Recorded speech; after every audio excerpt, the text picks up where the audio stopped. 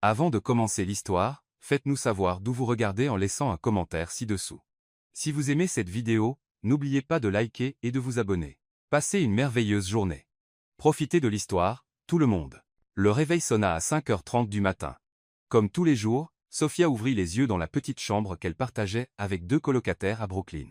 Le bruit familier de la circulation résonnait déjà à travers les fines fenêtres de l'appartement. À 25 ans, elle s'était habituée à une routine que la plupart des gens considéraient comme épuisante. 3 emplois, des cours du soir et des rêves qui semblaient toujours un pas en avance sur sa réalité financière. Encore une journée, murmura-t-elle pour elle-même, passant ses mains sur son visage fatigué. L'odeur du café bon marché flottait déjà dans la cuisine quand elle se traîna hors de sa chambre.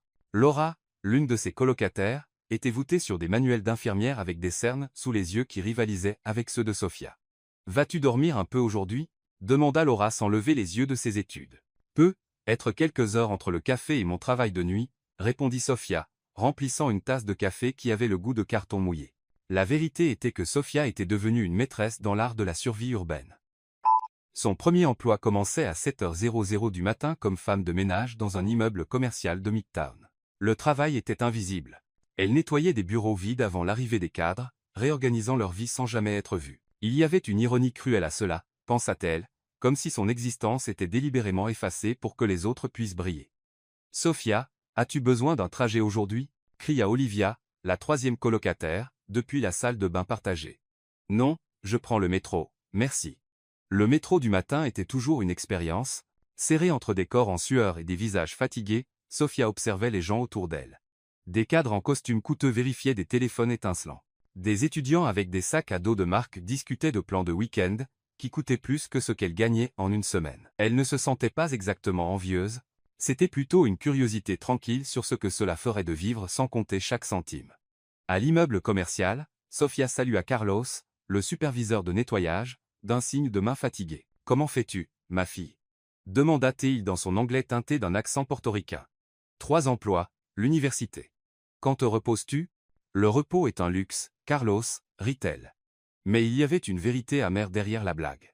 En passant l'aspirateur sur les tapis et en nettoyant les salles de bain, Sophia laissait son esprit vagabonder vers les cours d'administration des affaires de la veille au soir. Le professeur Thompson avait parlé de gestion stratégique, de la façon dont les entreprises prenaient des décisions qui affectaient des milliers de vies. Elle absorbait chaque mot comme des miettes d'un avenir qui semblait encore lointain mais possible. À 11h, elle se précipita au café de l'East Village où elle travaillait comme serveuse. L'endroit avait un charme bohème forcé fréquenté par des artistes émergents et de jeunes professionnels qui pouvaient se permettre 5$ pour un cappuccino. « Sophia, la table 6 se plaint que le latte est froid, » dit Victor, le gérant, sans lever les yeux de son ordinateur. « Je le refais, » répondit-elle, ravalant son irritation. Le client à la table 6 était un jeune homme en costume qui gagnait probablement en un jour ce qu'elle gagnait en une semaine. « Désolé pour le désagrément, » dit Sophia, remplaçant la boisson avec un sourire qu'elle avait perfectionné au fil des mois de pratique. « Faites plus attention la prochaine fois, » répondit-il sans la regarder, comme si elle faisait partie des meubles. C'était toujours comme ça. Sophia existait dans les espaces entre les vies importantes des autres. Elle servait, nettoyait, organisait, mais était rarement vue comme une personne complète avec ses propres rêves et ambitions. Pendant sa pause déjeuner, elle s'assit sur le petit banc derrière le café et ouvrit son livre de théorie organisationnelle. Les pages étaient surlignées et griffonnées, preuve d'études tardives, luttant contre le sommeil qui gagnait toujours. « Pourquoi étudies-tu autant » demanda Megan, une collègue plus jeune. « Je veux dire, ce n'est pas comme si ça allait changer quelque chose. » Sophia la regarda, surprise par la résignation dans la voix de la fille. « Parce qu'il faut que ça change, » répondit-elle fermement. « Je ne peux pas accepter que ce soit tout ce qu'il y a. » L'après-midi, elle se précipita à son 3e emploi dans un restaurant décontracté de Williamsburg. En tant que serveuse, elle naviguait entre des tables bondées, équilibrant assiettes et conversations, toujours avec le même sourire professionnel plaqué sur le visage. « Sophia, la table 12 veut parler au gérant » cria Brian le cuisinier. La plainte concernait un burger pas assez cuit.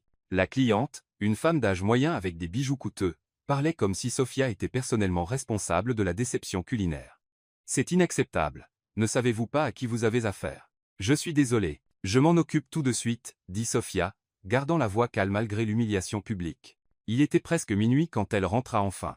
L'appartement était silencieux, ses colocataires déjà endormis. Sophia s'assit à la petite table de cuisine avec son livre étalé, une tasse de thé bon marché dans les mains. Ses yeux brûlaient de fatigue, mais elle avait un examen de comptabilité le lendemain matin. Chaque page lui était un pas vers un avenir différent, même quand cela semblait parfois impossible. Un jour, murmura-t-elle pour elle-même, tournant les pages. Un jour, ça en vaudra la peine. Son téléphone vibra. Un message de Nathalie, sa meilleure amie depuis le lycée. Salut, j'ai une opportunité de travail pour toi demain soir. Ça pourrait être intéressant. Sophia regarda le message, curieuse. Nathalie avait toujours des idées, certaines bonnes, d'autres pas tant que ça. Mais à ce moment, épuisée et entourée de livres, Sophia ne pouvait imaginer que ce simple message serait le premier fil dans une toile qui changerait complètement le tissu de son existence. Le téléphone sonna 3 fois avant que Sophia ne puisse répondre, encore à moitié endormie après seulement 4 heures de sommeil. « Sophia, es-tu réveillée ?» La voix joyeuse de Nathalie résonna dans la petite chambre. « Je le suis maintenant », grogna Sophia, regardant l'horloge. Il était 7h00 du matin, et elle avait exactement 15 minutes pour se préparer avant de se précipiter à son premier emploi. « Désolé de te réveiller tôt, mais je dois parler de cette opportunité que j'ai mentionnée hier. Puis-je passer à l'heure du déjeuner ?» Sophia se frotta les yeux, essayant de traiter les mots de son amie à travers le brouillard de l'épuisement. « Nathalie, j'ai à peine le temps de respirer, encore moins. »« Sophia, c'est 300 $ pour 6 heures de travail. » Le silence qui suivit était lourd de sens. 300 $. Sophia fit automatiquement le calcul dans sa tête. C'était plus que ce qu'elle gagnait en 2 semaines au café, ou assez pour payer la moitié de ses frais universitaires. 300 $, répéta-t-elle, maintenant complètement réveillée. Oui, je sais que c'est beaucoup d'argent. C'est pourquoi je veux expliquer en personne. Retrouve-moi au café à 14 heures. D'accord, accepta Sophia, sentant déjà un mélange de curiosité et d'appréhension grandir dans sa poitrine. La journée s'écoula à un rythme tortueusement lent. À son emploi de nettoyage, Sophia se surprit à faire des calculs mentaux. 300 $ pourrait signifier 2 semaines de nourriture décente ou de nouveaux livres au lieu d'occasion, ou même prendre une pause d'un de ses emplois pendant quelques jours. Tu es différente aujourd'hui, observa Carlos, remarquant qu'elle semblait distraite. Quelque chose de bien, peut être, répondit Sophia, essuyant une table de salle de conférence, peut être une opportunité. Au café, la matinée passa à une vitesse frustrante. Chaque client semblait prendre une éternité pour commander, chaque cappuccino prenait des âges à être prêt. Quand il fut enfin 14 heures, Sophia se rongeait déjà les ongles d'anxiété. Nathalie arriva pile à l'heure comme toujours. Elle avait cette qualité agaçante de toujours paraître impeccable, même après une journée de travail. Ses cheveux blonds étaient parfaitement brossés, son maquillage intact, et elle portait une robe qui coûtait probablement plus que ce que Sophia gagnait en un mois. « Tu as l'air de quelqu'un qui n'a pas dormi, » dit Nathalie, embrassant son amie. « Parce que je n'ai pas dormi. Allez, Nathalie, quel genre de travail est ?» Elles s'assirent à une table au fond, loin des oreilles curieuses des autres employés. Nathalie sortit son téléphone et montra des photos. « C'est un gala à Manhattan ce soir. J'ai besoin de quelques personnes de plus pour servir les boissons et les canapés. » Sophia regarda les photos, c'était clairement un événement haut de gamme. Des gens en smoking et robes de créateurs dans un environnement qui criait la richesse. « Nathalie, je n'ai jamais travaillé ce genre d'événement, je n'ai aucune idée de comment me comporter avec ces gens. » C'est exactement pourquoi c'est parfait, sourit Nathalie. Tu n'as pas besoin de savoir comment te comporter, tu as juste besoin d'être invisible. Le mot résonna étrangement dans les oreilles de Sophia. Invisible. Elle était déjà invisible la plupart du temps. Nettoyant des bureaux vides, servant du café à des gens qui la remarquaient à peine, débarrassant des assiettes sans recevoir de merci. Le personnel ne doit pas attirer l'attention. Tu sers les boissons, tu souris poliment, et tu n'existes pratiquement pas pour les invités. C'est plus facile que ça en a l'air. Nathalie se pencha en avant, baissant la voix. Sophia, je sais que 300 $ c'est beaucoup d'argent pour toi.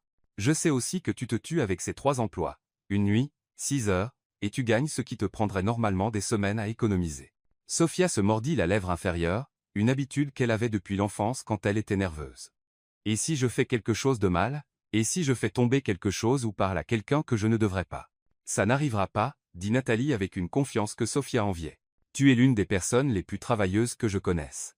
Si quelqu'un peut le faire, c'est toi. Sophia regarda par la fenêtre du café, observant les gens ordinaires marchant dans la rue. Des gens comme elle, courant d'un endroit à l'autre, portant le poids des factures à payer et des rêves reportés. Où est l'événement? Upper East Side, penthouse d'un immeuble résidentiel, aussi chic que tu peux l'imaginer.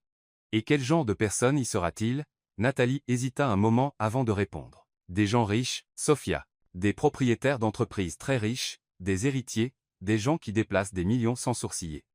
Mais comme je l'ai dit, tu seras invisible pour eux. Sophia ferma les yeux un moment, imaginant son compte bancaire. Elle avait exactement 42 $ et devait encore payer le métro pour le reste de la semaine. Que dois-je porter? Tenue noire basique, rien de tape à l'œil. Je peux te prêter quelque chose si tu n'as rien. J'ai un pantalon noir et un chemisier, parfait.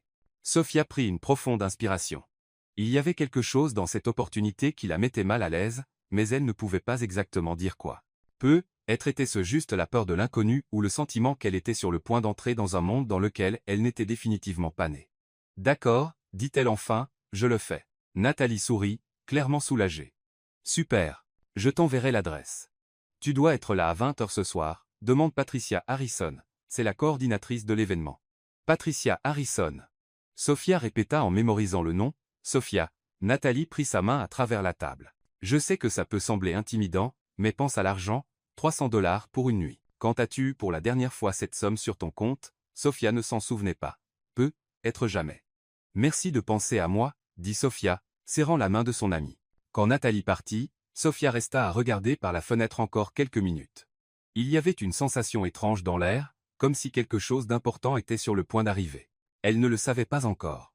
Mais cette décision, accepter de servir des boissons à des gens riches dans un penthouse de Manhattan, serait le premier domino dans une série d'événements qui transformerait non seulement sa situation financière, mais toute sa perspective sur qui elle était et ce qu'elle méritait de la vie. À 10 à 8h00, quand elle rentra enfin, Sophia se tint devant le petit miroir de sa chambre, essayant d'imaginer à quoi ressemblerait cette nuit. L'adresse que Nathalie lui avait donnée mena Sophia à une partie de Manhattan, qu'elle ne connaissait qu'en passant. Descendant du métro à la station de la 77e rue, elle se sentit comme si elle avait franchi une frontière invisible dans un autre pays. Les rues étaient plus propres, les trottoirs plus larges, et même l'air semblait différent, moins lourd, comme si même la pollution respectait la richesse du quartier. Sophia vérifia l'adresse sur son téléphone une fois de plus, son cœur battant plus vite à chaque pâté de maison qu'elle parcourait. Les immeubles autour d'elle étaient des monuments de pierre et de verre, des portiers en uniforme ouvrant les portes de voitures qui coûtaient plus que ce qu'elle gagnerait en 5 ans. Numéro 847, murmura-t-elle pour elle-même, s'arrêtant devant un gratte-ciel qui semblait toucher les nuages. L'entrée principale était tout en marbre avec des détails en bronze qui reflétaient les lumières dorées du hall. Sophia hésita sur le trottoir, observant d'autres personnes entrant. Des femmes en robe qui ressemblaient à des œuvres d'art. Des hommes en smokings impeccables, tous se déplaçant avec une confiance qu'elle n'avait jamais vue de près. « Puis-je vous aider ?» La voix venait d'un portier portant un uniforme plus élégant que n'importe quelle tenue que Sophia avait jamais possédée.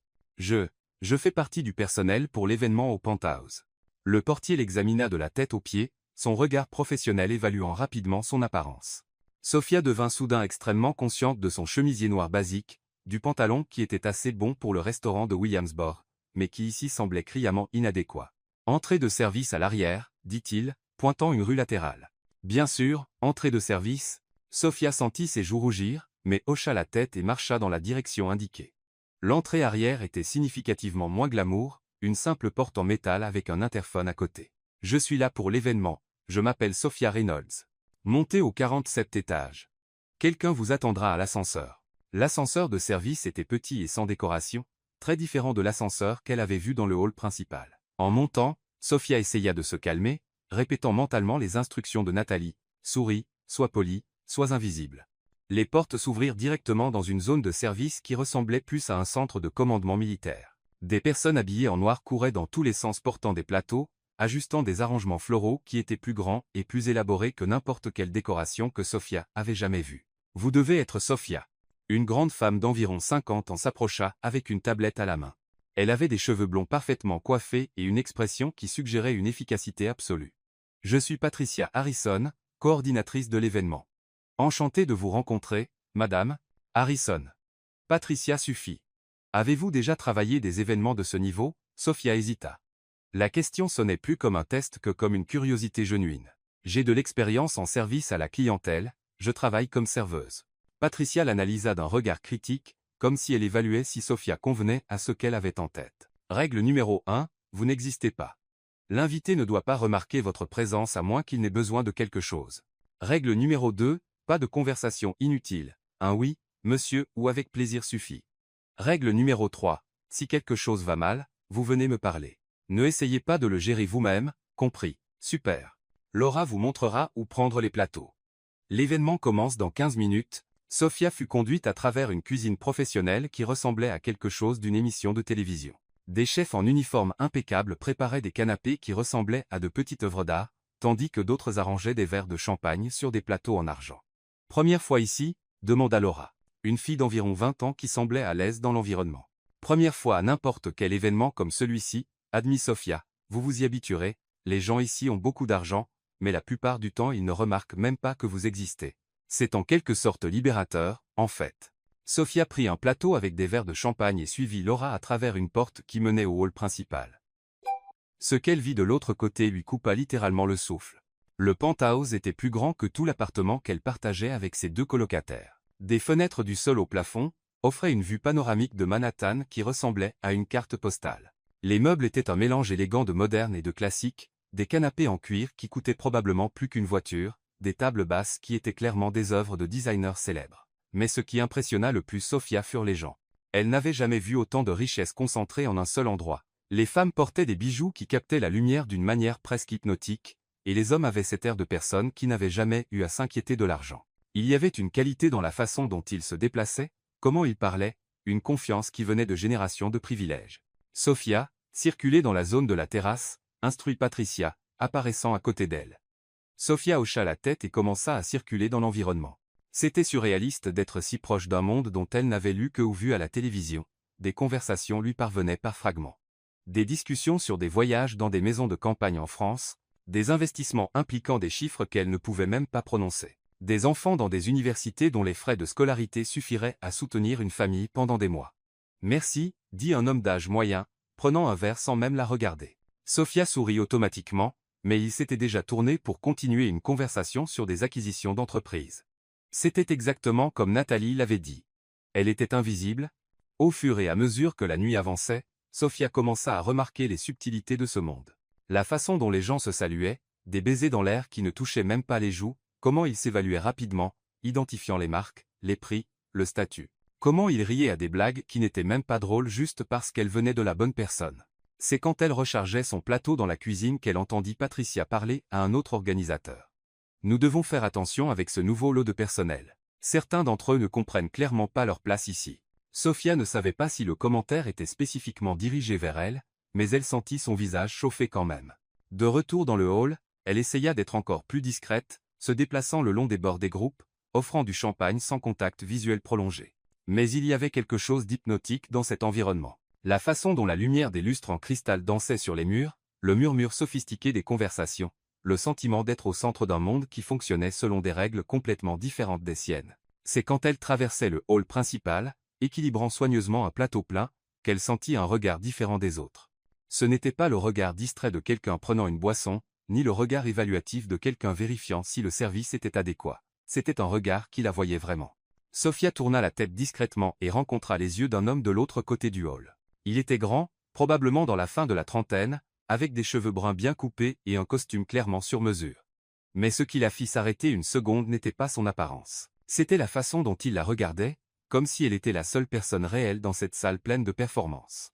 Leurs yeux se rencontrèrent juste un moment avant que Sofia ne se force à détourner le regard. Son cœur battait plus vite et elle n'était pas tout à fait sûre pourquoi.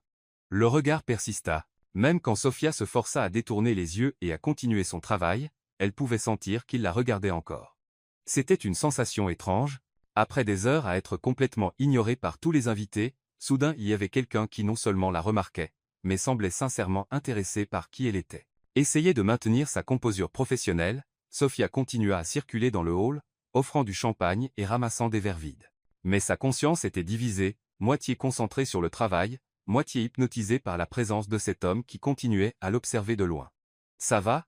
demanda Laura, passant à côté d'elle avec un plateau de canapé. « Tu sembles un peu distraite. »« Je vais bien » répondit Sofia rapidement, forçant un sourire, « j'essaie juste de ne rien faire tomber. » Pendant les 20 minutes suivantes, Sofia fit un effort conscient pour ne pas regarder dans la direction où il se tenait. Elle se concentra sur les conversations autour d'elle, essayant de mieux comprendre ce monde auquel elle était brièvement exposée. « Le marché de l'art est absolument fou cette année », dit une femme avec un collier de perles, qui valait probablement plus que la maison où Sofia avait grandi. « Nous avons acheté un monnaie pour 15 millions de dollars la semaine dernière et il vaut déjà 15 millions, répondit l'homme à côté d'elle comme s'il discutait du prix d'un dîner. « Quelle affaire ! Nous avons payé 22 pour un Picasso beaucoup plus petit le mois dernier. » Sofia faillit s'étouffer, 15 millions. C'était plus d'argent qu'elle ne pouvait même pas comprendre. Cela représentait des vies entières de travail, des générations de familles qui pourraient vivre confortablement sur une fraction de cette somme.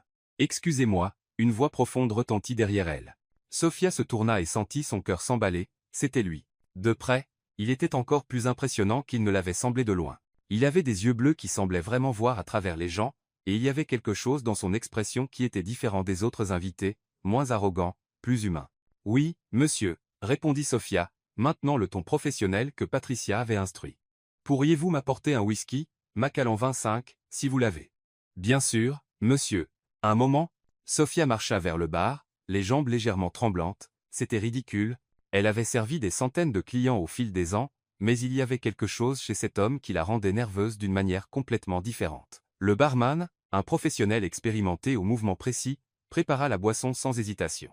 Sophia remarqua que la bouteille de Macallan 25 coûtait probablement plus que ce qu'elle gagnait en 3 mois. Quand elle revint, il se tenait près des fenêtres, regardant la vue nocturne de Manhattan. La ville s'étendait infiniment dans toutes les directions, une mer de lumière qui scintillait comme des étoiles terrestres. « Votre whisky, monsieur, dit-elle, offrant la boisson sur un petit plateau, merci. » Il prit le verre, mais au lieu de la congédier immédiatement comme tous les autres l'avaient fait, il resta là. « Est-ce votre première fois à travailler un événement comme celui-ci » Sophia hésita. Patricia avait été claire sur le fait de ne pas maintenir de conversation inutile, mais il avait posé une question directe. Ce serait impoli de ne pas répondre. « Oui, monsieur. C'est assez différent de ce à quoi je suis habitué, j'imagine que oui. » Il prit une gorgée de whisky, ses yeux ne quittant jamais son visage, « Et qu'en pensez-vous de tout cela ?» La question la prit complètement au dépourvu. Personne ne lui avait demandé son opinion sur quoi que ce soit pendant toute la soirée. En fait, elle ne se souvenait pas de la dernière fois que quelqu'un d'une classe sociale si différente avait montré un intérêt pour ses pensées. « C'est impressionnant, » répondit-elle prudemment. « Très différent de mon monde, votre monde, » répéta-t-il comme s'il savourait les mots. « Et à quoi ressemble votre monde ?» Sophia regarda rapidement autour d'elle, vérifiant si Patricia était proche. Elle était de l'autre côté du hall en train de coordonner quelque chose avec le personnel de cuisine. « Plus simple, » dit Sophia honnêtement. « Plus réel, peut-être. » Quelque chose changea dans son expression quand elle dit cela. Un sourire genuin apparut au coin de sa bouche, très différent du sourire politique qu'elle avait vu tout au long de la fête. « Réel » répéta-t-il. « C'est un mot intéressant, quand quelqu'un m'a-t-il dit quelque chose de réel pour la dernière fois ?» Sophia ne savait pas comment répondre à cela. Il y avait une mélancolie dans sa voix qui contrastait complètement avec l'environnement glamour autour d'eux. « Ethan » une voix féminine interrompit le moment. Une femme stunning aux cheveux blonds parfaitement coiffés et une robe qui coûtait probablement plus que la voiture de Sophia si elle en avait une s'approcha d'eux. « Je te cherchais. Catherine Wittmann est là et tu sais comme elle se fâche quand tu ne la salues pas personnellement, bien sûr, Victoria. » Un moment, il se tourna vers Sophia. « Merci pour la boisson. »« Sophia, » dit-elle avant de pouvoir s'en empêcher. « Sophia, » répéta-t-il comme s'il mémorisait le nom. « Ethan Hayes, ce fut un plaisir de vous rencontrer, » et puis il était parti, tiré de nouveau dans le tourbillon social de la fête. Sophia resta là un moment, traitant ce qui venait de se passer, Ethan Hayes. Le nom lui semblait familier d'une certaine façon, mais elle ne pouvait pas identifier d'où. « Sophia !» La voix de Patricia claqua comme un fouet derrière elle. « Qu'est-ce que vous faisiez ?» Sophia se tourna, son cœur battant pour une raison complètement différente maintenant. « Il m'a demandé un whisky, madame. J'étais juste, vous lui parliez pendant 5 minutes. » Patricia la fixa avec une expression qui indiquait clairement que Sophia avait franchi une ligne importante. Le personnel ne discute pas avec les invités, surtout pas avec Ethan Hayes. Je suis désolé, je ne savais pas. Ethan Hayes est l'héritier de l'un des plus grands empires immobiliers de New York. Il ne devrait pas être dérangé par une conversation occasionnelle du personnel. Sophia sentit son visage chauffé de honte et de colère. Elle n'avait dérangé personne. Il avait initié la conversation, avait posé des questions, avait semblé sincèrement intéressé par ses réponses. « Ça n'arrivera plus, » dit-elle, gardant la voix contrôlée. « J'espère que non, un mot sur ce genre de comportement atteignant les mauvaises oreilles, et vous ne travaillerez plus jamais à un événement décent dans cette ville. » Patricia s'éloigna, laissant Sophia seule près des fenêtres où elle avait parlé avec Ethan. Elle regarda la vue qu'il contemplait quelques instants auparavant, essayant de voir la ville à travers ses yeux. Que voyait quelqu'un né avec tant de privilèges quand il regardait toutes ces lumières? Pour le reste de la nuit, Sophia maintint une distance stricte avec Ethan Hayes, bien qu'elle ne puisse s'empêcher de le remarquer circulant dans le hall. Il semblait à l'aise dans cet environnement, saluant les gens, riant au bon moment, jouant parfaitement le rôle pour lequel il était né, mais de temps en temps elle attrapait son regard la cherchant à travers la foule. Et il y avait toujours quelque chose dans ses yeux bleus qui suggérait que leur conversation avait signifié plus pour lui qu'un simple échange poli avec le personnel. Quand l'événement se termina enfin à 2h00 du matin, Sofia était physiquement et émotionnellement épuisée. Patricia lui tendit les 300 $ en espèces sans cérémonie, comme si c'était une affaire purement transactionnelle. Descendant dans l'ascenseur de service, Sofia ne pouvait pas sortir Ethan Hayes de sa tête. Il y avait quelque chose chez lui, la façon dont il l'avait vraiment écouté, comment il avait semblé sincèrement intéressé par sa perspective qui était complètement différente de n'importe quelle interaction qu'elle avait jamais eue avec quelqu'un de ce monde. Marchant dans les rues vides vers le métro, Sofia se surprit à imaginer ce que ce serait de vivre dans un monde où des conversations réelles étaient possibles à travers les barrières de classe. Elle ne savait pas encore qu'Ethan Hayes pensait exactement la même chose. 3 jours après l'événement, Sofia pouvait encore sentir le poids des 300 $ dans sa poche. Elle avait payé la moitié de ses frais universitaires en retard et acheté assez de nourriture pour 2 semaines. Pour la première fois en mois, elle n'avait pas à choisir entre le dîner et le petit déjeuner, mais ce qui restait vraiment dans son esprit n'était pas l'argent, c'était la conversation avec Ethan Hayes. La façon dont il avait vraiment écouté ses réponses, comme si ses opinions comptaient. C'était un sentiment auquel elle n'était pas habituée, surtout venant de quelqu'un si clairement en dehors de son monde. « Terre à Sofia », dit Victor, claquant des doigts devant son visage. La table 3 attend son cappuccino depuis 5 minutes. Désolé, murmura Sofia, revenant à la réalité du café. C'était jeudi après-midi, et l'endroit était plein de la ruée habituelle de professionnels prenant un café entre les réunions. Elle préparait le cappuccino quand son téléphone vibra. Un message d'un numéro inconnu. « Bonjour, Sofia. Ici est Anaïs. Nathalie m'a donné votre numéro, j'aimerais vous parler si possible. » Sofia faillit lâcher la tasse qu'elle tenait. Comment Nathalie avait-elle son numéro? Et plus important, pourquoi voulait-il lui parler? Sofia, qu'est-ce que tu fous? Victor apparut à côté d'elle, clairement irrité. Le cappuccino déborde, elle éteignit rapidement la machine, nettoya le désordre et livra la boisson au client. Ses mains tremblaient légèrement quand elle tapa sa réponse. « Bonjour, monsieur Hayes. Bien sûr, nous pouvons parler. » La réponse vint presque immédiatement. « Pouvez-vous me rencontrer demain? Il y a un café sur l'Upper West Side, Café Lucinda au 82 et Columbus, 14h00. » Sofia regarda autour du café où elle travaillait. Le contraste entre cet environnement et celui où il proposait de se rencontrer était absurde. Mais il y avait quelque chose dans l'invitation qui l'intriguait profondément. « J'y serai. » Le vendredi, Sofia quitta son emploi de nettoyage tôt, prétendant qu'elle ne se sentait pas bien. Techniquement, ce n'était pas un mensonge, son estomac churnait de nervosité. Café Lucinda était exactement le genre d'endroit qu'elle avait imaginé, élégant sans être ostentatoire, avec un décor sophistiqué et des prix qui lui firent tourner les yeux. Sofia arriva 15 minutes en avance, commanda un simple café qui coûtait presque autant que ce qu'elle dépensait en nourriture pour une journée entière, et choisit une table dans un coin. Ethan arriva pile à 14h, portant un jean foncé et une chemise décontractée qui coûtait probablement plus que le salaire mensuel de Sofia.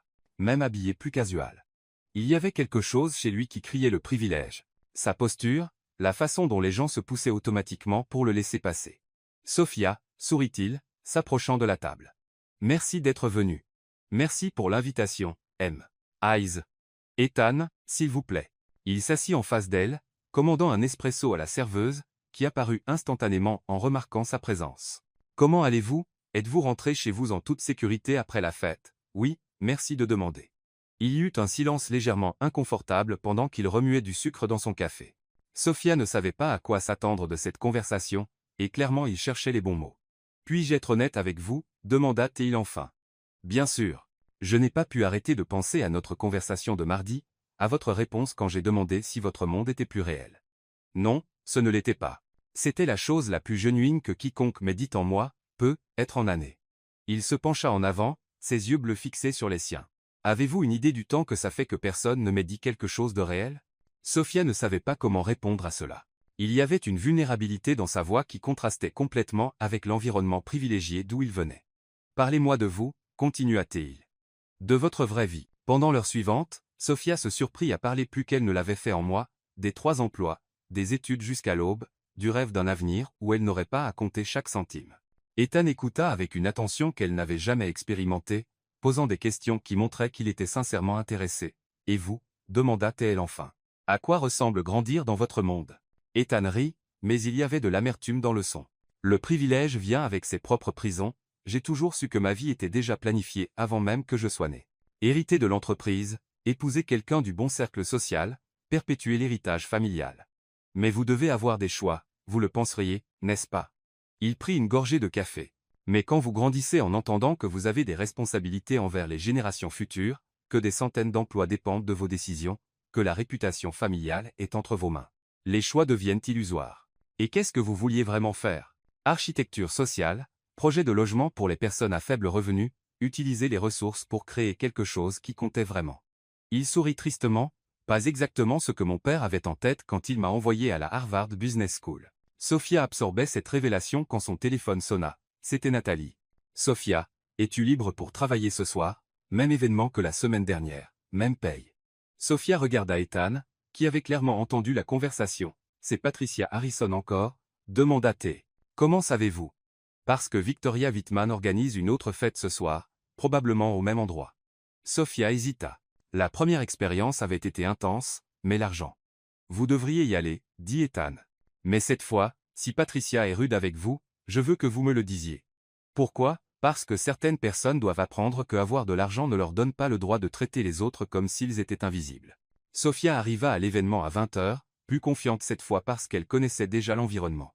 Patricia la salua avec la même froideur professionnelle qu'avant, mais il y avait quelque chose de différent dans son regard, une évaluation plus prudente.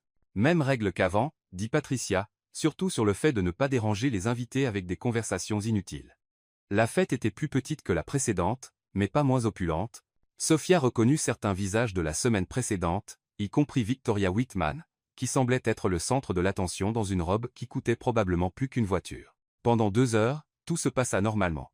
Sophia circulait avec des plateaux, étant efficacement invisible quand cela arriva. Elle passait près d'un groupe de femmes quand l'une d'elles, la même qui avait parlé d'acheter des monnaies la semaine précédente, renversa du vin rouge sur le tapis perçant clairement coûteux. « Oh mon Dieu !» s'exclama la femme. « Quelle catastrophe !» Sophia s'accroupit immédiatement pour aider, attrapant des serviettes pour essayer de nettoyer autant que possible avant que la tâche ne s'incruste. « Que faites-vous » La voix de Patricia coupa l'air comme une lame.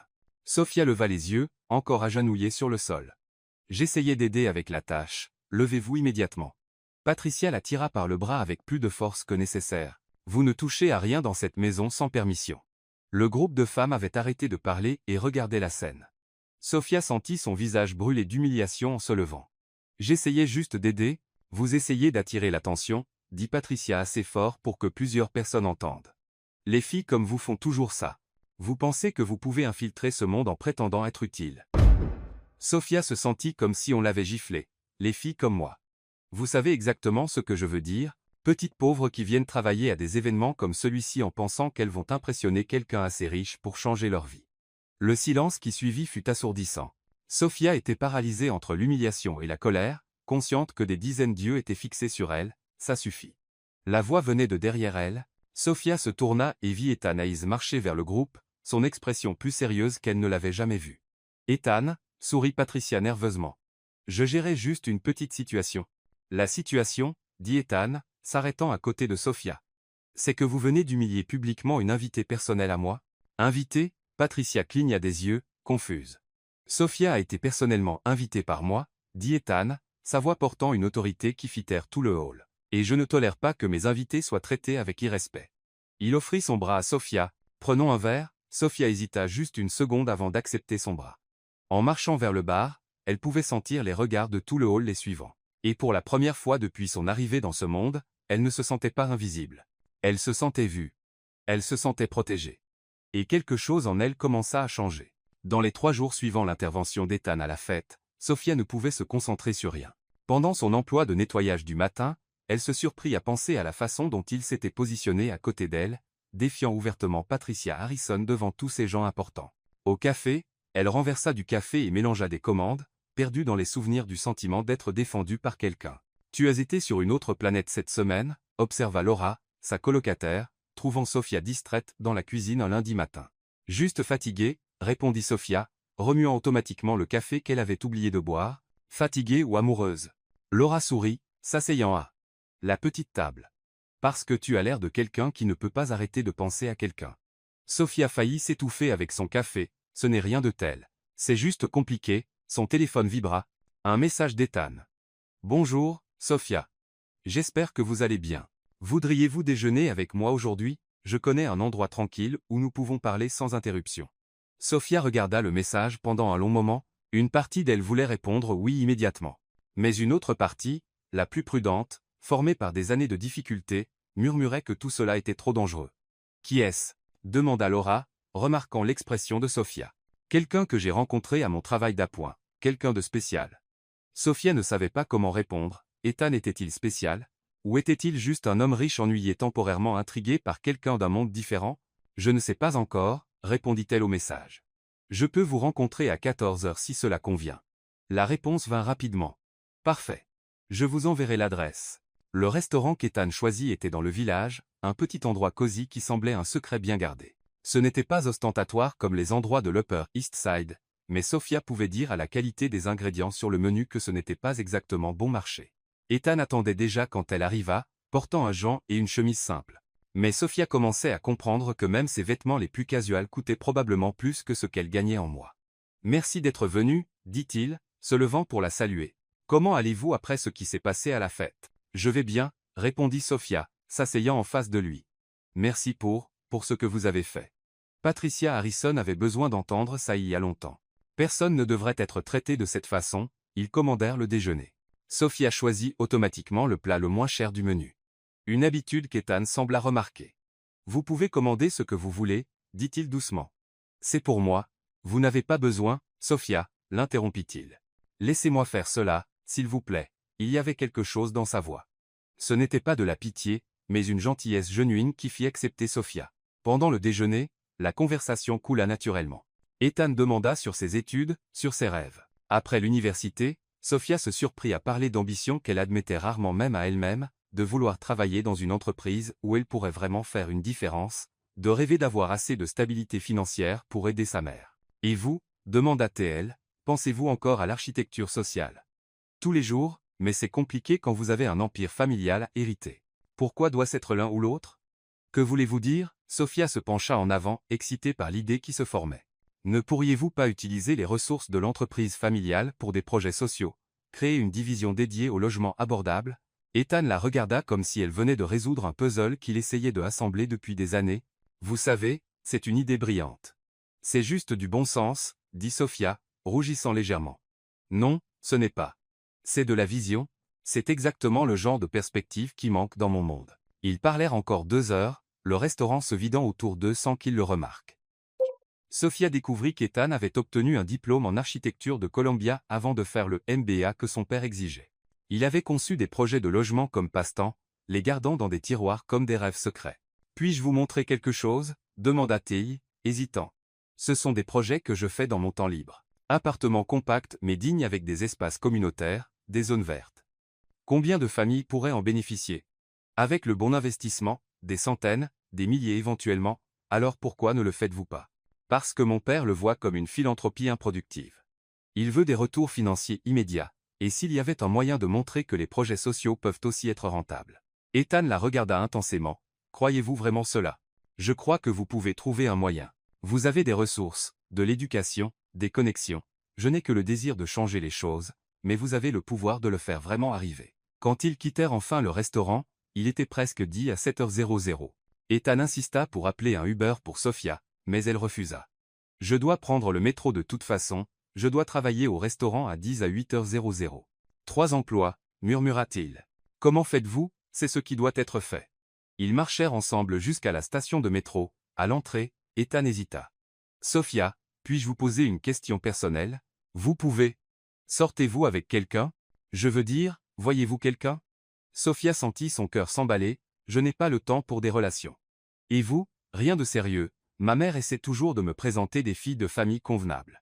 Ils se tinrent à l'entrée de la station, les gens se précipitant autour d'eux. Sophia, dit enfin Ethan, je sais que nous venons de mondes très différents, mais j'aimerais vraiment vous revoir, pas comme une faveur ou par pitié, parce que j'apprécie vraiment votre compagnie.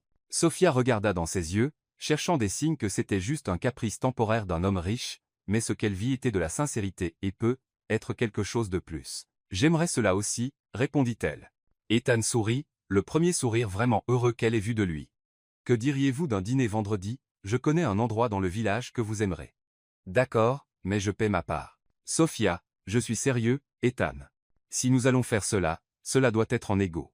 Il sembla comprendre que cela était important pour elle. D'accord, vous choisissez l'endroit, alors.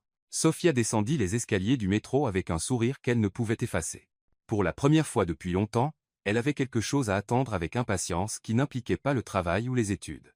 Elle ne savait pas encore qu'Ethan se tenait à l'entrée de la station, la regardant disparaître dans la foule avec l'expression de quelqu'un qui venait de découvrir quelque chose de précieux qu'il ne savait pas qu'il cherchait. Ni qu'elle n'imaginait que 3 pâtés de maison plus loin dans un café coûteux, Béatrice Hayes recevait un rapport détaillé d'un enquêteur privé sur la serveuse que son fils rencontrait.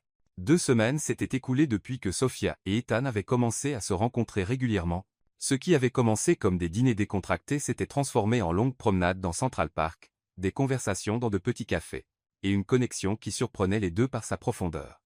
Il découvrit qu'Ethan était différent de quiconque elle avait jamais rencontré. Il écoutait vraiment quand elle parlait, se souvenait de petits détails sur sa vie, et il y avait une gentillesse en lui qui contrastait avec le monde froid d'où il venait. Ethan, de son côté, trouva en Sophia une authenticité qu'il avait oubliée existait. Elle n'avait pas d'arrière-pensée, n'était pas impressionnée par son argent, et challengeait ses idées respectueusement, mais fermement. C'était un vendredi soir quand Ethan suggéra qu'elle vienne à son appartement pour le dîner. « Je peux cuisiner pour vous » avait-il dit pendant une promenade le long de Riverside. Rien d'extravagant, juste nous deux à parler. Sophia hésita. Aller à son appartement semblait un pas significatif vers quelque chose de plus sérieux. « Vous n'avez pas à vous inquiéter » ajouta Ethan, remarquant son hésitation. « Pas de pression. Je veux juste un endroit où nous pouvons parler sans que des serveurs nous interrompent. » L'appartement d'Ethan était sur l'Upper East Side, occupant 2 étages d'un immeuble d'avant-guerre. Quand Sophia entra, elle fut impressionnée non par l'opulence, bien qu'elle fût clairement coûteuse, mais par le bon goût. C'était élégant sans être ostentatoire, avec des livres d'architecture éparpillés sur les tables et des plantes qui montraient que quelqu'un y vivait vraiment. « C'est beau », dit-elle, observant les grandes fenêtres qui offraient une vue sur le parc. « Merci. Je l'ai décoré moi-même, ma mère le détestait. Disait que ça avait l'air trop intellectuel pour un Hayes. » Ethan avait préparé un dîner simple mais délicieux, saumon grillé, asperges, et un vin qui coûtait probablement plus que ce que Sophia gagnait en une semaine. Ils mangèrent dans le salon, assis par terre sur des coussins comme un pique-nique intérieur. « Parlez-moi de votre famille » demanda Sophia, prenant une gorgée de vin qui lui faisait légèrement tourner la tête. « Mon père a bâti l'empire de rien » dit Ethan, réfléchissant. Il était toujours obsédé par le statut, par prouver que nous étions importants. Ma mère, elle est née riche, donc pour elle c'était toujours naturel. Et vous, j'ai toujours eu l'impression de jouer un rôle, l'héritier parfait avec les bons amis, faisant les bons choix. Il la regarda jusqu'à ce que je vous rencontre. Que voulez-vous dire? Avec vous, je peux juste être moi-même. Je n'ai pas besoin d'impressionner qui que ce soit ou de maintenir une image. Sophia sentit son cœur s'emballer. Il y avait une intensité dans son regard qui la laissait sans souffle. Ethan, Sophia, puis-je être honnête sur quelque chose? Elle hocha la tête. Je tombe amoureux de vous. Les mots restèrent suspendus dans l'air entre eux. Sophia sentit comme si le monde s'était arrêté un moment. Je ressens quelque chose de très fort pour vous, aussi, admit-elle, sa voix presque un murmure. Ethan s'approcha lentement, lui donnant le temps de s'éloigner si elle le voulait.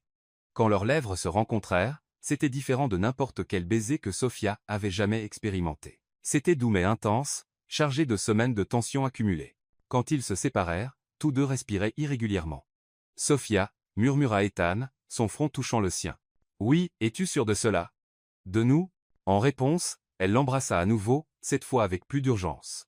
Ethan la tira plus près, ses mains trouvant sa taille caressant doucement sur son chemisier, ils se déplacèrent vers le canapé. Les baisers devenant plus profonds, plus nécessaires. Ethan glissa ses doigts dans ses cheveux, émerveillé par la douceur. Sophia se sentait comme si elle fondait sous son toucher, une sensation complètement nouvelle prenant possession de son corps. Ethan, murmura-t-elle contre ses lèvres.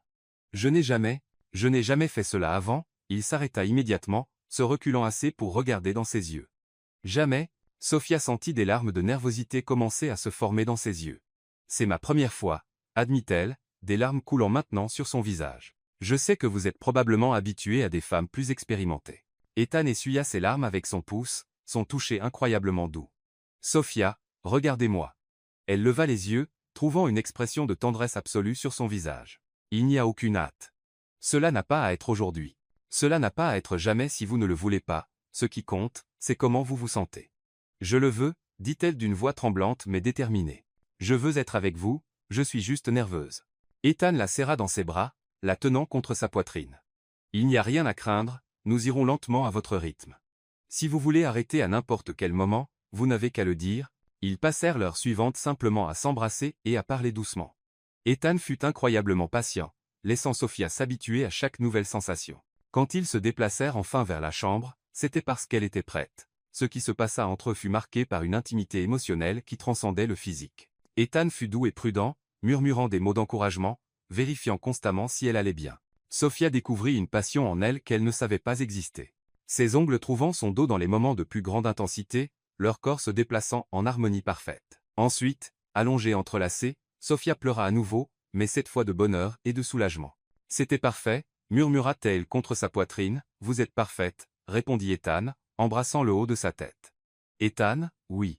Merci d'avoir rendu cela spécial, merci de m'avoir fait confiance.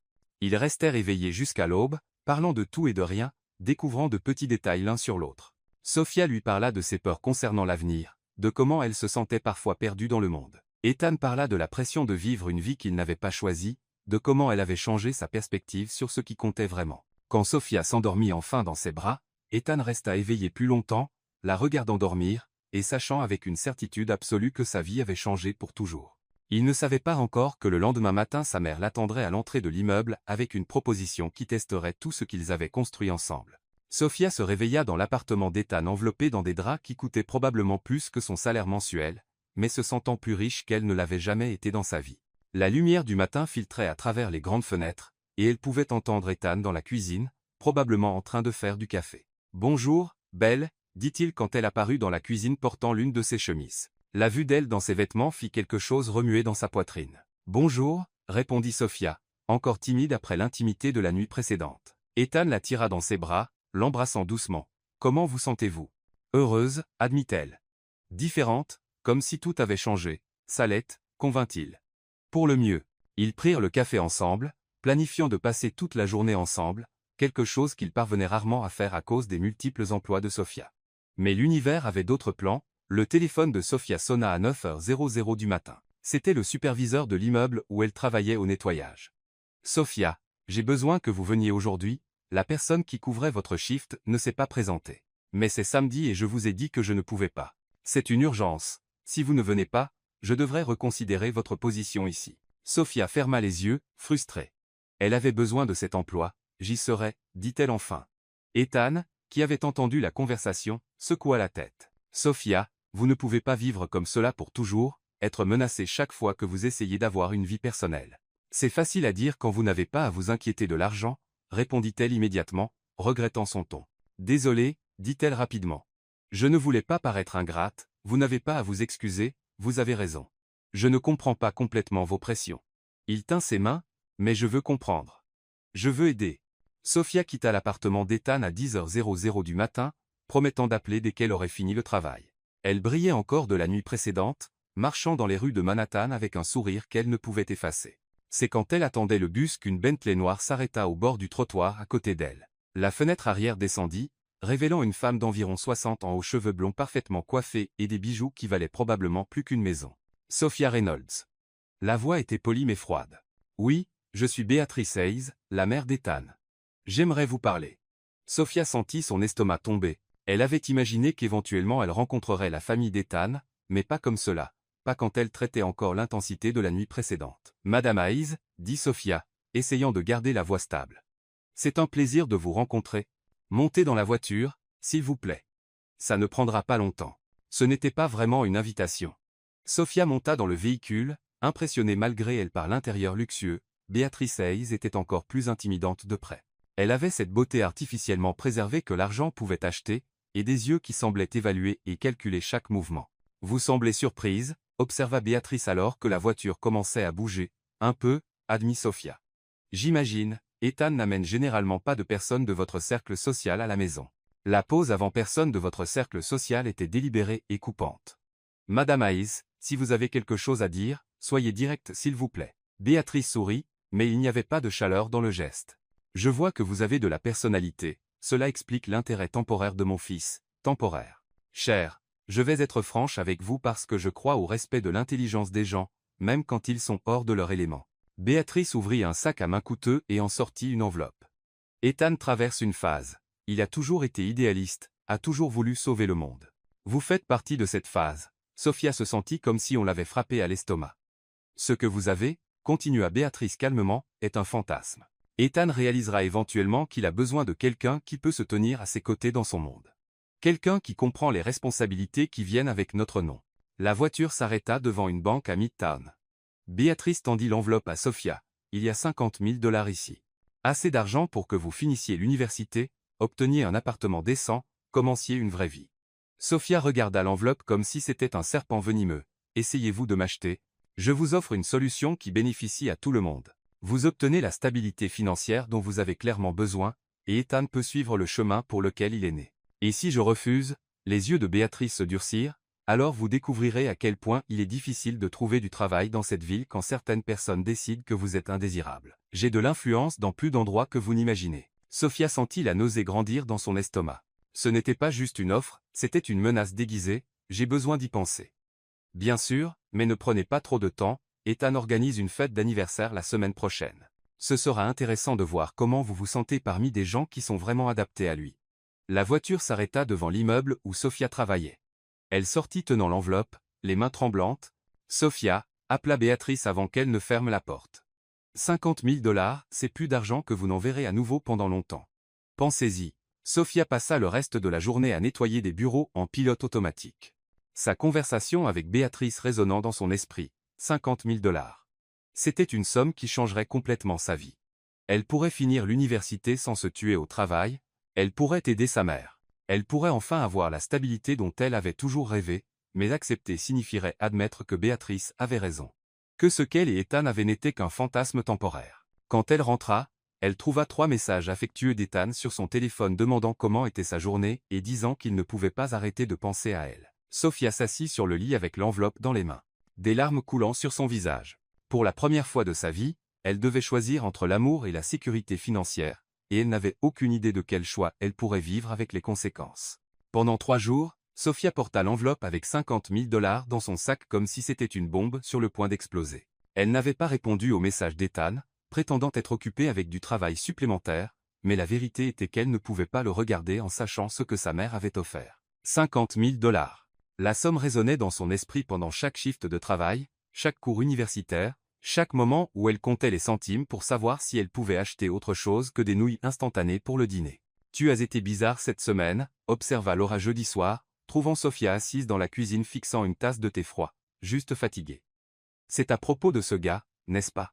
Le spécial. » Sophia ne répondit pas, mais Laura s'assit en face d'elle. « Sophia, qu'est-ce qui s'est passé? » « Rien. »« Tout je ne sais pas. » Sophia regarda enfin son amie. « Laura, que ferais-tu si quelqu'un t'offrait assez d'argent pour changer ta vie, mais que tu devais abandonner quelque chose d'important pour l'accepter? Ça dépend de ce qui est important. L'amour. Le vrai amour. » Laura fut silencieuse un moment. « Combien d'argent ?» Sophia hésita, puis murmura. 50 000, Laura faillit tomber de sa chaise. 50 000, Sophia, c'est une vie. Tu pourrais sortir de cette situation pour de bon, je sais, mais tu es amoureuse, je le suis. Laura tint les mains de Sophia à travers la table. Écoute, je t'aime comme une sœur, donc je vais être honnête. L'amour ne paie pas le loyer, l'amour n'achète pas de nourriture. L'amour ne sort pas ta mère de la situation difficile dans laquelle elle est. Sophia sentit des larmes commencer à se former, mais et si c'est le vrai amour, et si c'est la seule chance que j'ai d'être vraiment heureuse, et si ce n'est pas? Et si c'est juste un homme riche s'amusant avec quelqu'un de différent pendant un moment? Les mots résonnèrent exactement ce que Béatrice Hayes avait dit, et Sophia sentit un frisson dans son estomac. Le vendredi, Ethan se présenta enfin au restaurant où elle travaillait. « Sophia, tu m'évites, dit-il, s'asseyant à une table dans un coin pendant sa pause. « Je ne t'évite pas, j'ai juste été occupé, trop occupé pour répondre aux messages. Trop occupé pour me voir. » Il y avait de la douleur dans sa voix. « Qu'est-ce qui s'est passé? » « Je pensais que nous allions bien après l'autre nuit. » Sophia sentit son cœur se briser. Ethan semblait sincèrement confus et blessé. « Ethan, je dois te dire quelque chose. » Elle lui raconta la rencontre avec Béatrice, l'enveloppe, l'offre. En parlant, elle observa l'expression d'Ethan passer de la confusion à la colère puis à quelque chose qui ressemblait à la défaite. « Ma mère a fait cela, » dit-il enfin, passant ses mains dans ses cheveux. « Dieu, Sophia, je suis tellement désolé. Ce n'est pas ta faute, si. J'aurais dû savoir qu'elle ferait quelque chose comme cela. » Il la regarda intensément. « Mais tu ne vas pas l'accepter, n'est-ce pas? » Sophia ne pouvait pas soutenir son regard. « Sophia », sa voix devint plus basse, plus vulnérable. « C'est beaucoup d'argent, Ethan. C'est de l'argent sale. C'est ma mère essayant de contrôler ma vie en te payant pour en sortir. Mais c'est aussi ma chance d'avoir une vie décente, d'aider ma mère, de ne pas me tuer à travailler 3 emplois. Ethan fut silencieux un long moment. Et moi? Est-ce que ce que nous avons ne signifie rien pour toi? Ça signifie tout, dit Sophia, des larmes coulant sur son visage. C'est pourquoi c'est si dur, Sophia. Je peux t'aider financièrement, je peux. Non, l'interrompit-elle. Pas comme cela. Je ne veux pas être entretenue, je veux de la dignité, et accepter de l'argent de ma mère pour me quitter et de la dignité. La question était comme une gifle, Sophia n'avait pas de réponse. J'ai besoin d'y penser, dit-elle enfin. Alors pense, mais pense à ce qui compte vraiment. Ethan se leva. Parce que je t'aime, Sophia, pas comme un fantasme ou une phase. Je t'aime vraiment. Il quitta le restaurant, laissant Sophia seule avec ses larmes et sa décision impossible. Cette nuit-là, Sophia appela sa mère pour la première fois en semaine. Ma chérie, comment vas-tu? La voix aimante traversa la ligne. Maman, si tu avais la chance d'avoir beaucoup d'argent, mais que tu devais abandonner quelque chose d'important pour l'obtenir, que ferais-tu? Ça dépend de ce qui est important, chérie, l'amour. Sa mère fut silencieuse un moment. Sophia, connais-tu l'histoire de comment j'ai rencontré ton père? Un peu. Il venait d'une famille riche, ils m'ont offert de l'argent pour le quitter, beaucoup d'argent. Sophia sentit son cœur s'arrêter. Et l'as-tu accepté? J'ai failli, nous galérions, j'étais enceinte de toi, ça semblait la chose sensée à faire. Qu'est-ce qui a changé ton avis? Ton père s'est présenté à ma porte la nuit avant que je donne ma réponse. Il a dit que peu importait ce que sa famille pensait, que nous allions construire notre propre vie ensemble, et nous l'avons fait. Ce n'était que quelques années, mais c'était les années les plus heureuses de ma vie. Sophia ferma les yeux, se rappelant le père qui était mort quand elle avait 12 ans. Maman, regrettes-tu de ne pas avoir pris l'argent? Jamais. Parce que j'ai appris que le vrai amour est rare, chérie. Tu peux obtenir de l'argent de nombreuses façons, mais l'amour, le vrai amour, tu ne le trouveras peu, être qu'une fois dans ta vie. Après avoir raccroché, Sophia s'assit dans la petite chambre regardant l'enveloppe sur la commode. 50 000 $ ou Ethan, sécurité financière, ou la possibilité de vrai bonheur. Le lendemain matin, elle prit sa décision, Sophia appela Béatrice Hayes, et elles arrangèrent de se rencontrer au même endroit où elles avaient parlé pour la première fois. J'espère que vous avez pris la bonne décision, dit Béatrice quand Sophia monta dans la Bentley. Je l'ai, répondit Sophia, rendant l'enveloppe. Je n'accepterai pas votre argent. L'expression de Béatrice se durcit. Vous faites une erreur, jeune fille, vous choisissez le fantasme sur la réalité. Je choisis l'amour sur la peur, répondit Sophia. Et je veux que vous sachiez que peu importe ce que vous ferez, vous ne pourrez pas nous séparer. Ce qu'Ethan et moi avons est réel. Nous verrons, dit Béatrice froidement. Sophia sortit de la voiture, se sentant comme si elle venait de livrer une bataille. Elle avait choisi Ethan, choisi l'amour, choisi de croire qu'ensemble ils pourraient surmonter n'importe quel obstacle. Maintenant, elle devait juste le trouver et découvrir s'il voulait encore se battre pour eux, aussi. Sophia trouva Ethan dans son appartement assis sur le même canapé où ils avaient partagé leur première nuit intime. Il regardait par la fenêtre avec une expression distante, et quand elle entra en utilisant la clé qu'il lui avait donnée la semaine précédente, il se tourna avec un mélange d'espoir et d'appréhension sur le visage. « Sophia, dit-il, se levant rapidement, tu es venue. J'ai refusé l'argent, dit-elle sans détour, observant un soulagement immédiat laver ses traits. Ethan traversa la pièce en 2 pas et la tira dans ses bras. « Je savais que tu ferais le bon choix. Ce n'était pas facile, admit Sophia, reposant sa tête sur sa poitrine. 50 000 $, c'est beaucoup d'argent pour quelqu'un comme moi. Et c'est exactement pourquoi je sais que tu m'aimes vraiment, dit Ethan, embrassant le haut de sa tête. Parce que tu as choisi quelque chose d'incertain avec moi au lieu d'une sécurité garantie sans moi, Ethan. Sophia se recula assez pour regarder dans ses yeux. Ta mère n'abandonnera pas. Elle essaiera de nous séparer d'autre façon. Alors nous devrons lui prouver que nous sommes là pour rester. Comment? Ethan sourit. Et il y avait une détermination dans ses yeux que Sophia n'avait jamais vue auparavant. D'abord, je vais mettre en œuvre cette idée que tu m'as donnée. La division de projets sociaux dans l'entreprise, je vais montrer à mon père que le logement abordable peut être rentable. Et s'il n'accepte pas, alors je démarrerai ma propre entreprise avec ou sans l'approbation de la famille. Et deuxièmement, continua-t-il, je veux que tu quittes au moins un de tes emplois. Ethan, écoute avant de refuser, je n'offre pas de charité. J'offre un vrai emploi. Je veux que tu travailles avec moi sur le projet de logement, tu as des insights sur les vrais besoins que je n'aurai jamais. Sophia resta silencieuse, traitant l'offre. Ce serait un salaire juste pour le travail que tu ferais, ajouta Ethan. Pas de l'aide, pas une faveur. Du vrai travail, et ta famille, ma famille devra accepter que je ne suis plus un garçon qu'ils peuvent contrôler. Au cours des mois suivants, Ethan tint parole. Il présenta une proposition détaillée à son père sur des projets de logement rentables en utilisant des études de marché et des projections financières que Sofia avait aidé à développer. À la surprise des deux, Robert Hayes fut intrigué par les chiffres. Le marché du logement abordable a du potentiel, admit-il lors d'une réunion tendue au bureau familial. Mais je veux des retours garantis, papa, certains investissements valent plus que l'argent, répondit Ethan. Ils valent la réputation, l'héritage, l'impact social. Pendant ce temps, Sofia obtint son diplôme avec mention en administration des affaires, travaillant à temps partiel sur le développement du projet tout en conservant seulement un emploi au café, qui était devenu plus un passe-temps qu'une nécessité financière. Le plus grand test vint 6 mois après la décision de Sofia de refuser l'argent. Ethan organisait une fête pour célébrer l'approbation du premier projet de logement de la nouvelle division sociale de Hayes Development. C'était au même penthouse où ils s'étaient rencontrés, mais cette fois Sofia y était en tant que petite amie d'Ethan, pas en tant que personnel. Demanda Ethan, ajustant sa cravate alors qu'il se préparait à partir. Terrifiée, admit Sofia, lissant la robe qu'ils avaient choisie ensemble, élégante mais pas excessive, tout ira bien. Tu as ta place là pas autant que n'importe qui.